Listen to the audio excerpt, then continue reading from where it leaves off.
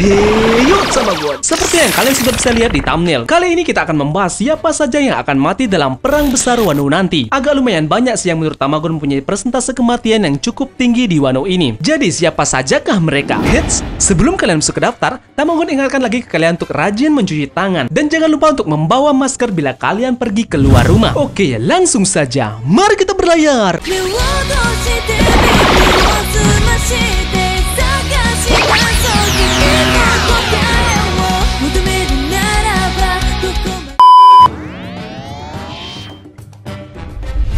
Oke, sebelum kita masuk ke daftarnya, perlu aku tekankan lagi di sini ya, ini merupakan prediksi dan hanya pemikiran yang ditambah dengan beberapa alasan yang kuat. Karakter yang kemungkinan mati di sini juga berdasarkan persentase dari kematian mereka yang cukup tinggi. Ini berdasarkan alasan yang nanti dijabarkan pada tiap-tiap karakter yang dipilih. Bila dari kalian punya pendapat lain atau pendapat kita berbeda, bisa baku hantam di kolom komentar, oke? Sekali lagi, ini hanya pendapat, jadi aku pastikan kalian sudah paham tentang ini. Mari kita lanjut ke pembahasannya.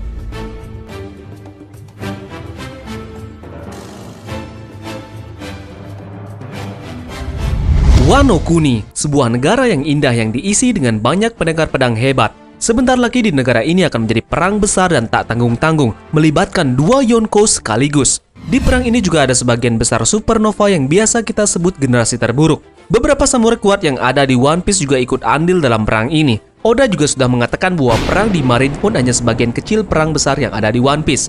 Perang Marineford dikatakan menjadi perang pembuka awal dari perang-perang besar setelahnya. Kita ketahui bersama dalam perang Marineford ada beberapa tokoh penting yang mati dalam perang tersebut. Di antaranya yang paling mengejutkan ada Ace dan Shirohige yang tewas dalam war tersebut. Mereka berdua merupakan tokoh penting dalam One Piece. Tak heran jika banyak fans dari kedua karakter tersebut yang kecewa dimatikannya karakter tersebut oleh Oda. Setelah itu beberapa info menyebutkan bahwa Oda tidak lagi akan mematikan karakter penting lainnya setelah tewasnya kedua karakter tersebut. Tapi Tamagon masih belum mendapatkan sumber dari mana Oda mengatakan hal tersebut. Nah, malah setelah arc Marineford ada beberapa karakter yang kembali dimatikan oleh Oda. Padahal menurut Tamagon dia masih layak untuk diceritakan lebih panjang lagi. Di antara mereka ada Monet yang disinyalir mati di Punk Hazard. Kemudian ada Pedro yang mati di Whole Cake Island. Dan yang terakhir ada Oden yang menjadi karakter yang dimatikan oleh Oda setelah arc Marineford.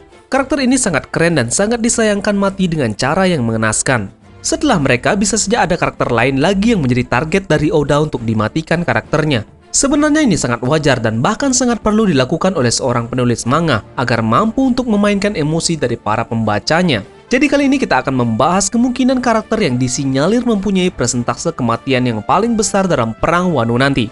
Kita langsung saja masuk ke daftarnya. Pertama, karakter yang mungkin akan mati dalam perang besar Wano nanti adalah Kurozumi Orochi. Seperti yang kita ketahui bahwa Orochi adalah orang yang paling berkuasa di negara Wano saat ini. Dia mengatur segala tingkah laku dari negara Wano. Mungkin setelah perang besar nanti, pemerintahan dari Orochi akan runtuh seiring dengan kalahnya Kaido. Kemungkinan besar yang mengganti posisi Orochi yang tak lain adalah keturunan dari klan Kozuki yaitu Momonosuke. Orochi kemungkinan besar Tamagon prediksi akan mendapat jatah melawan Raizo dan Momonosuke. Raizo yang seorang ninja akan membuktikan kekuatan ninjanya yang tak akan kalah dengan samurai lain. Begitu juga Momonosuke yang mempunyai dendam terhadap klan Kurozumi. Akan sangat epik ceritanya nanti yang mengalahkan Orochi adalah Momonosuke, yang dimana dia adalah putra dari Kozuki Oden. Pertarungan mereka akan berakhir dengan kematian dari Orochi, karena klimaksnya gara-gara dia tentunya ayah dari Momonosuke itu mati secara mengenaskan. Nah, dari kalian siapa yang setuju si ompong ini mati mengenaskan di perang akhir nanti? Kemudian karakter yang kedua yang mungkin akan mati di Wano adalah Marco. Marco adalah komandan divisi pertama bajak laut Shirohige. Marco digadang-gadang akan datang membantu Luffy dalam perang besar Wano nanti. Dia tentu saja harus pantas menunjukkan skillnya dalam perang ini. Selama perang Marineford hanya sedikit kekuatan dari Zoan Mythicalnya yang kita ketahui. Akan sangat pas rasanya dia akan berhadapan dengan King the Wildfire. King yang punya Zoan Purba Pteranodon dan Marco yang mempunyai Zoan Mythical Phoenix. Kedua Zoan ini sama-sama bertipe terbang. Jadi sangat cocok rasanya mereka berduel karena mereka berdua juga masing-masing adalah salah satu kru terkuat dari Yonko. Alasan yang menguatkan Marco mati adalah janji yang dia ucapkan kepada Ace bahwa dia akan mengorbankan dirinya untuk melindungi Luffy. Nah, mungkin saat akan melindungi Luffy dia akan menemui ajalnya. Ini akan mengaitkan juga bahwa Marco akan mengikuti jejak dari dua orang penting dalam bajak laut Shirohige. Marco juga akan ikut mati mengingat Edward Newgate dan Porgat di Ace mati terlebih dahulu di perang Marineford. Ini akan menjadi drama tersedih di kubu Luffy. Pengorbanan terbesar yang dimiliki oleh Marco kepada Ace dan Whitebird akan dilakukan di perang Wano ini. yaitu mati-matian untuk membantu Luffy. Karakter ketiga yang mungkin akan mati adalah Law. Law mempunyai persentase untuk mati di perang ini sangat tinggi dari penggemar One Piece lainnya. Dia disebutkan akan melakukan ultimate dari buah iblis miliknya, yaitu OP no Mi. Buah iblisnya ini akan memberikan keabadian untuk orang lain dengan syarat penggunanya tersebut akan mati. Ada yang bilang kalau Law ini akan memberikan keabadiannya kepada Luffy karena nanti Luffy disebut-sebut akan mati-matian melawan Kaido. Pendapat dari para penggemar ini mungkin saja bisa terjadi. Jika sampai ini terjadi, maka lagi-lagi kita akan kehilangan karakter favorit lagi di One Piece setelah Ace dan Whitebird mati. Atau bisa saja keabadian yang dimiliki oleh buah iblis Law ini akan menghilangkan keabadian yang dimiliki oleh Kaido. Namun pada intinya, Law akan menggunakan kekuatan terakhir dari OP no Mi ini. Selanjutnya karakter yang akan mati di Wano tentu saja Kaido. Kaido tentu saja menjadi musuh utama dalam arc Wano Kuni ini. Kaido yang dari dulu ingin mati menegaskan hal ini. Beberapa kali ia sudah berusaha untuk membunuh dirinya sendiri, seperti terjun dari ketinggian, memenggal kepalanya, dan bahkan buku Death Note pun mungkin tak akan mempan terhadapnya. Lalu bagaimana caranya dia terbunuh nanti? Kuncinya adalah buah iblis OP no Mi milik Law. Buah iblis ini punya efek spesial untuk keabadian. Bisa saja efek dari buah iblis ini juga menghapus keabadian seseorang. Jika ini dipakai untuk Kaido, maka bisa menghilangkan keabadian yang dia miliki selama ini.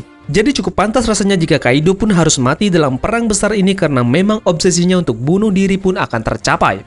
Untuk menjadi lawannya pastinya para supernova yang sudah terkumpul di Wano. Dan tentu saja ada opsi lain untuk membunuh Kaido, yaitu adanya pedang Enma yang dikatakan akan memenggal kepala dari Kaido untuk kematiannya. Perang Wano mungkin juga akan sejalan dengan perang Marineford. Perang Marineford dikatakan adalah pembuka dari perang-perang besar nanti. Dalam perang ini juga mengorbankan dua tokoh penting, salah satunya adalah sang Yonko Edward Newgate. Nah, lalu apakah perang besar Wano ini akan memakan korban Yonko juga? Yaps, harusnya memang sang raja hewan binatang buas Kaido juga ikut menjadi korban di sini dan mati seperti Newgate di Marineford. Karakter kelima yang mungkin akan mati di Wano adalah salah satu mantan dari anggota Nine Red Scabbard. Dia adalah Kanjuro sang pengkhianat. Kanjuro mempunyai persentase kematian yang cukup tinggi karena label pengkhianat yang dia miliki. Cukup lama sudah ia bersama Nine Red Scabbard hingga akhirnya dia mengaku sebagai kubu dari Orochi. Hal ini akan menjadi epik di mana dia akan bertarung dengan salah satu anggota dari Nine Red Scabbard lain dalam perang besar nanti. Ini akan menjadi pertarungan drama terepik dalam One Piece dan akan sangat menguras emosi dari pembaca. Namun kemungkinan matinya Kanjuro ini nantinya bukan karena pertarungannya dengan Kinemon, melainkan mengorbankan dirinya demi Nine Red Scabbard atau salah satu dari mereka. Klimaks dari cerita Kanjuro adalah dia akan sadar apa yang telah ia perbuat. Terlalu lamanya dia ada di dalam anggota Nine Red Scabbard membuat jalinan pertemanan di antara mereka dan para anggota lain tidak bisa terhapuskan dalam ingatannya. Hal inilah yang akan membuat dia mengorbankan dirinya untuk Nine Red Scabbard.